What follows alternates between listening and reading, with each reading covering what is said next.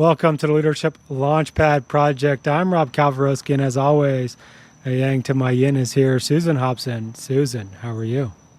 I know I always start these shows by saying, let's get this party started, but for real, let's get this party started today, buddy. This is our very last LLP, at least in this form and fashion, podcast together.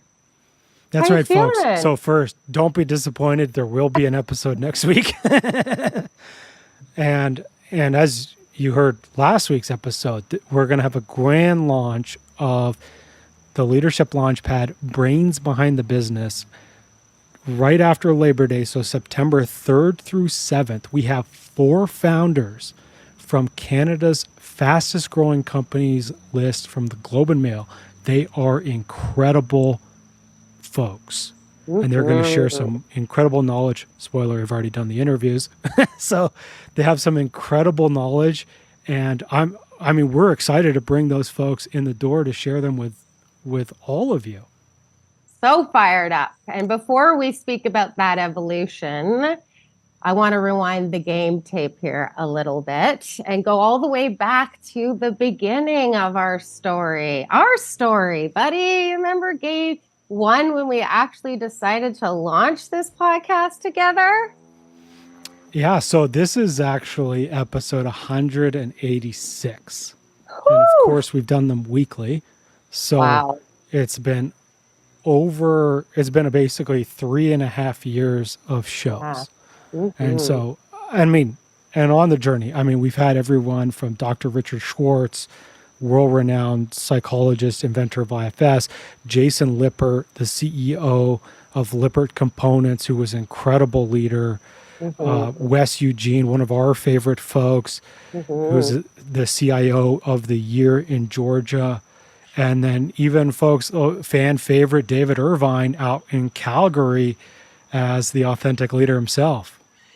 So did you ever imagine when we first hit record at the start of the pandemic, when we made this decision to partner up and go on this LLP mission together, did you ever imagine that we would get such a freaking university level education in all things Leadership 2.0? Was that even something that was a part of that vision for you?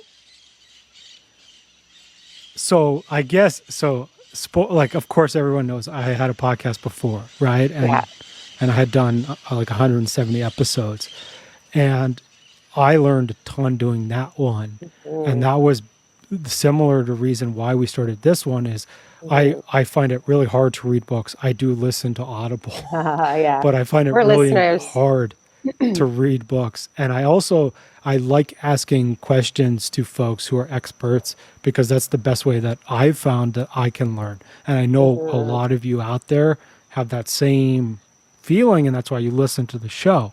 And we've learned an incredible amount over these last 186 episodes. I feel like when we first started this mission, it was because we could not stand to see, hear, and feel the experiential suffering that our leaders were all going through as they got thrust into the largest disruption of their lives, if not their leadership journey, for damn sure, right? And who is it? It's Gabor Mate who says, when you feel helpless, go help somebody. And so that really was the mindset that we had, right, when we first started to do these episodes. But yeah, I think one of the things that I've really distilled over the last 4 years is just how lucky we are, not only to day in and day out get to, the privilege of going behind the gates of our clients, right? We've served thousands of leaders over the last 4 years. The ripple effect has amplified so much since, I went from solo entrepreneur, basically when we started this show, right, to this dream team experience here at Team Elite. But yeah, I just feel like that's something that has really never been lost on me, that privilege. I've actually been thinking a lot about, that journey for myself personally, and I want to hear about yours too. I've been thinking a lot about why that is something that I am so passionate and fervently committed to. I think it is because, a big part of my experience in terms of growing up and, what I witnessed in the models that carried the most weight in my environment. My dad was an entrepreneur himself, and he worked 7 days a freaking week grinding it out in his scarcity mindset because he was trying to sustain a business up against all the same pressures that we see our clients going through on the daily in terms of the demands that are constantly coming their way. And, I think I'm so fascinated to get behind the gates of these experts and of our clients because I'm really trying to study and distill and understand, like, first and foremost, that experience that a leader is in, which I really fundamentally understand since becoming a leader of our dream team. The pressure that you're under is real on the daily. That stress is no joke. But yeah, in everything I've been able to witness as a coach in terms of, the capacity that these leadership mindset strategies have to be able to not only overcome stress and scarcity and striving, actually surviving on the inside, but the potentiality of what comes next when you actually start to cultivate this high performance mindset that we teach. These leaders who actually get to thrive and then get to bring that to their people and their businesses, and then what those businesses are able to do out in the world. And so, yeah, when I think about just that journey professionally that we've had and the ripple effect that we've been able to serve our clients with and all these leadership locker rooms that we get down with, on the daily, but also just in terms of the fact that we have access to all of this, not only in terms of neuroscience and mindset, but also in terms of things like spirituality. We've had amazing guests like Matt Zeman, who came on our show and was helping us understand, like, just how all of that aspect of spirituality really is just leadership 2.0. I think it was Theo Fleury who said in his episode that spirituality, we all get freaked out by that word, but spirituality really just means how we all relate to one another and how we're all connected.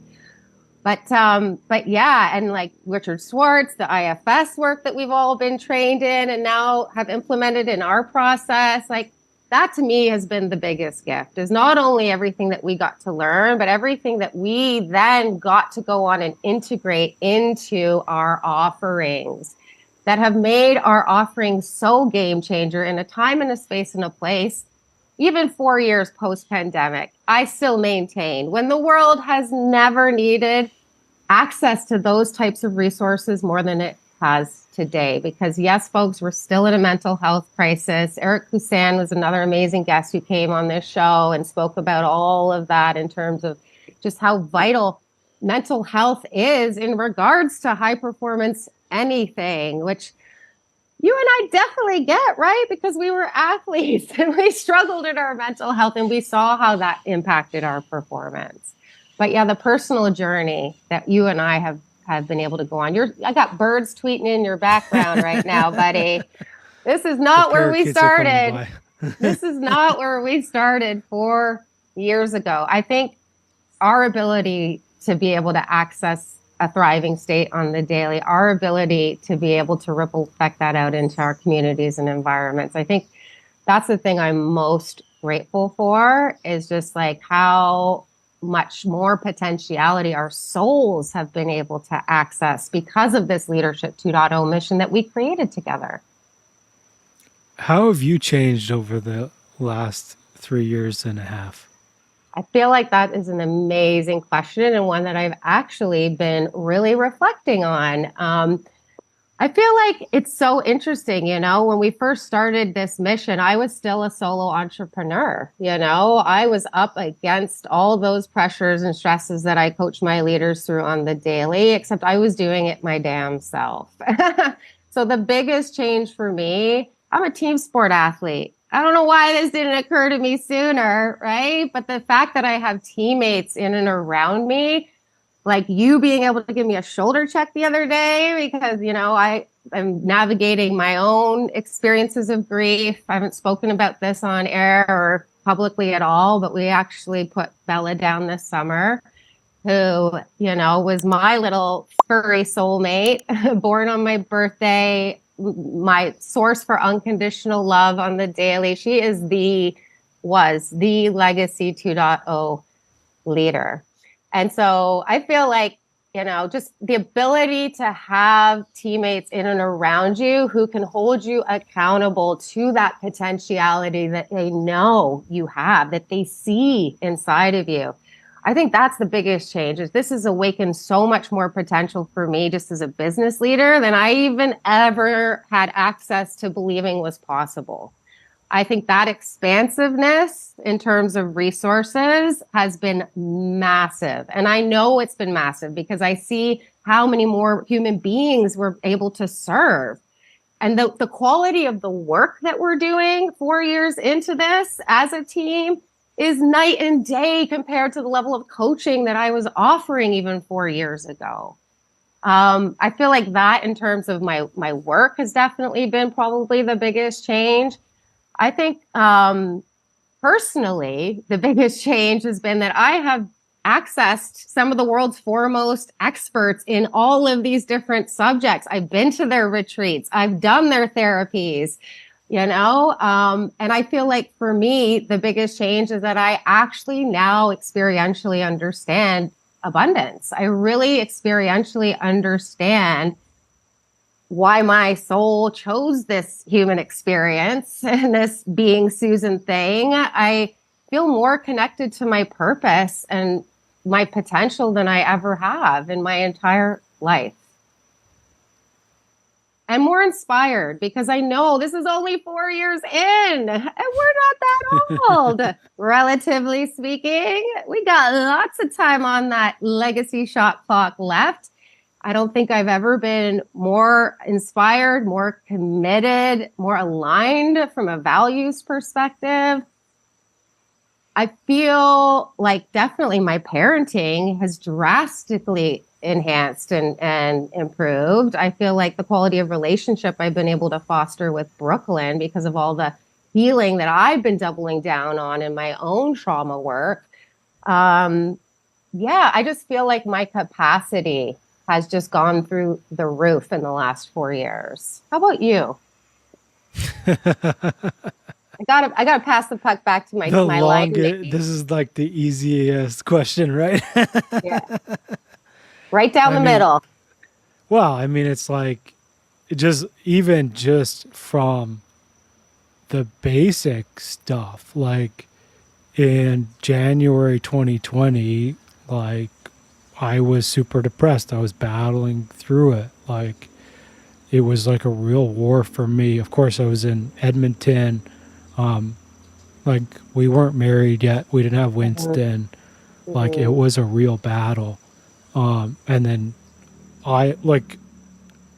this is why I really, in everything that I do, and even we just finished writing the last chapter of my book, and it's very much focused on like choice and self and like taking the steps and becoming you. And it's because, and like I like who's better than me to talk about this, right? Mm-hmm. Like it's like my TED Talk now, 33,000 people have watched it, right? Like we've coached like you said, thousands of people, right? Yeah. And it's like one-on-one in group settings in the whole bit. My coaching personally, like even just since I moved to Costa Rica, has become next level. My own growth is, I can't even imagine how much it has been. I mean, obviously I do the work. I do a lot of self-work, both in therapy, and in like coaching and some other things.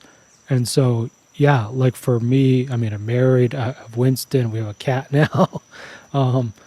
Most recently, like I started working with like an energy type of healer, and we've only had 2 sessions, but it's helped me release some stuff that I didn't even realize, and like I've done, I don't know, 300 therapy sessions in the last Mm-hmm. 4 years. Mm-hmm. Um, and yeah, and like obviously I've done, you know, a lot of future focused work. And it's, for me, it's, yeah, I'm like you, like I see the future and I see what we're creating, and it's, yeah, it's just, it's happening. It's not like, oh my God, is it going to happen? It's just like, no, it's going to happen. It's just, we're Mm-hmm. working there. We're walking the steps. I feel like that's the gift of the work. When I Yeah. said I feel wildly expansive and just full of possibility thinking, that's really what we're talking about as a direct correlate or result of the work, right? Is that it opens up not only so much more choice and possibility, but choice and possibility that truly aligns with who you are and why you're here and what it is that you came here as a soul to serve and impact. Because yes, I know we get freaked out still when I start using words with like so, but yeah, it's just the very purpose to our leadership, right? Which is that we're not just here to make money. We're not just here to keep the lights on. Okay. Like we are here for a reason. We are set up in everything we got in our bag of tricks for a reason. We value the things we value that speak to our soul or our heart for a reason. And so it really is being able to awaken to that reason that helps you open up not only to more possibilities and choice, but choices that bring you more and more of the fulfillment that comes with stepping into that aligned legacy path.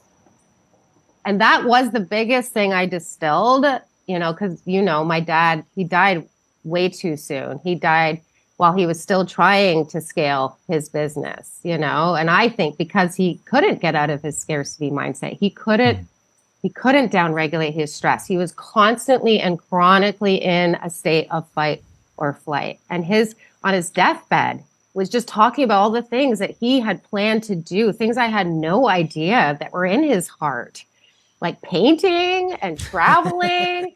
All I saw this man do was get up 7 days a week and work his bag off. And I'll never forget that as a 19-year-old being like, oh my gosh, like that wasn't the point, Dad. Thank you for providing, but that was not the point. And I think on some level that has been not only what has inspired all of this that we just described in terms of this mission, but yeah, it has also been my intuitive understanding of the fact that we come here to find out why we're here so that we can make it count, so that shot clock doesn't have to run out and we don't have to be left in our final shift full of all of those regrets. It's so that we can actually tap into the potential that was put in us for a reason. So that's where I'm at as we get prepared to bring our audience behind the gates of some of these insanely successful leaders that we have the privilege of working with and accessing, is so that we can really study as a collective, as a community. So we can study exactly what that thinking looks like, sounds like, what it takes to cultivate it. And yeah, maybe even, how that connects to some of this higher level purpose thing that we've been riffing on today. So I'm so fired up. I can't wait. That's the gift. And it's also like, obviously we teach this as part of many of our programs, is the future self or the legacy leader, right? And often we find that people really struggle to get to expansive thinking, right? And I always say, like, it's like, that job interview question, like, where do you want to be in 5 years? Well, two levels up, I guess. Yeah. Right? And it's like, and we're gonna see this in a couple of weeks here, is these leaders that are coming in the door, and we haven't coached them, they're already thinking of those things, Mhm. right? But it's also an element of like, you can learn this, right? And you don't have Mhm. to start with thinking about moving to Costa Rica or, although Mhm. we'd love to have you. But it's like, it can start small. Like, Yeah. when was the last time you played? What do you want to do? Like, what would be fun for you to do? Yeah. Right. And it's like, it's those small things. And we help folks, everyone do this. And it's like the most common feedback we get, right? Is I'm happier. Mhm. I never slept better. I Mhm. have better ideas. I lead people better. Mhm. And it's, as we've talked about this entire show, happier people are more productive, they're healthier, and that ripples out into their families and in the world. And that's what truly matters. Mhm. Because that is your legacy. This ripple effect that we've been talking about today, that's your legacy, right? People aren't going to remember what you did. They're going to remember how you made them feel. And that is the result of the model that carries the most weight, and how you feel on the daily as you show up in your leadership game, trying to play your biggest, impact game, but also the feelings that you generate as you do, that's what makes it count from a legacy perspective. So I'm so fired up. I can hardly wait to ask those questions to these leaders. I can hardly wait to see what we continue to learn and distill and then integrate into our work with our leaders as clients. I'm just so grateful. I'm so grateful for this opportunity. This still doesn't feel like work to me. And yeah, just so much more to look forward to. Yeah, absolutely. And we have some incredible guests coming. Spoiler, we also even have Professor Alex Edmonds in the queue. And I've talked Ooh, about his stat of a lot. 2 to 3% of stock returns in high trust companies above their competitors for 26 Mhm. years. He's coming on the show as well. So we got some incredible business leaders, Canada's fastest growing companies.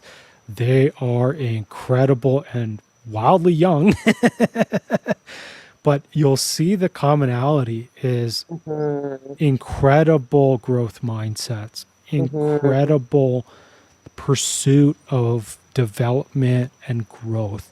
And that Mhm. growth mindset and constant innovation and constant, like, relentless in terms of their own development really shows out in their results.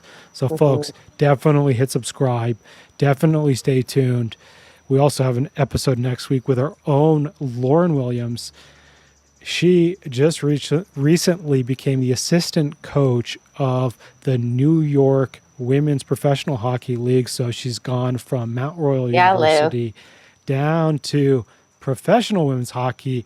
And what was the feedback she said? Is something about like, this has been so fast and so like, and it's like, that's because you do the internal work and you show up as the 2.0 leader that you are. That's why this stuff works. And so Mhm. we're going to interview her next week. So that's going to be an incredible interview. And then, of course, September 3rd through 7th for 4 episodes with 4 of Canada's fastest growing companies and the founders of those companies. It's going to be amazing. Let's make it happen. Woo! I can hardly wait, buddy. It's been such an honor and such a privilege to serve alongside you, the yang to your yin. I'm just so grateful that you saw that podcast potential in me and asked me to do this show with you from the bottom of my heart. It's been Thank a you. ton of fun, that's for sure. You make you're one of the best line mates I've ever had, and I've had a lot of line mates throughout the years. Thank you. I appreciate it. And of course, it's been such an incredible learning journey, as well as we've done an incredible amount of things, not just on the show, but together outside of the show with our leaders. And of Mhm. course, folks, if you want to join the elite community with those incredible leaders and get some incredible behind the gates access to some of these leaders that are part of Canada's top growing companies, as well as all the other incredible leaders that we're already booking on this show into September and October. Definitely head on over to elitehighperformance.com. We got all our stuff there, one-on-one executive coaching. We have a new founders program that's going to be coming out in the fall, as well as, of course, the Leadership Launchpad, our most popular program that serves everyone from first-time leaders to folks who lead departments of 1,000 people. We've had them in the program, and they've all seen incredible results. And then, keynote speaking and more.